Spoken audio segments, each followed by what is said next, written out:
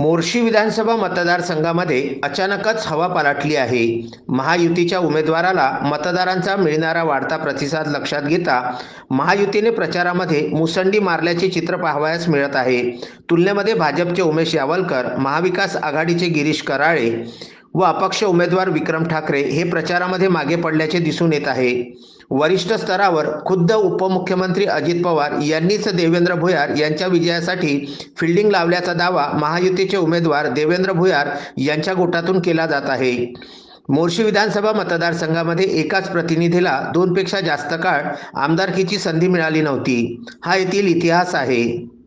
या मतदारसंघामध्ये एकूण 19 उमेदवार असले तरी लढतीमध्ये देवेंद्र भुयार यांच्यासह महाविकास आघाडीचे गिरीश कराळे, भाजपचे उमेश यावलकर, अपक्ष विक्रम ठाकरे हे 4 उमेदवार मुख्यत्वे करून दिसत आहेत. भुयार यांनी मागील 5 वर्षांमध्ये मतदारसंघामध्ये केलेल्या विकास कामांमुळे मतदारांची मोट बांधली गेली आहे.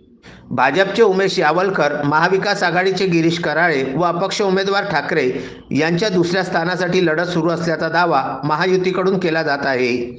देवेंद्र भुयार यांनी प्रचारामध्ये अचानक मुसंडी मारल्याचा दावा त्यांनी केलेला आहे. Vidarbha news bureau, Amravati.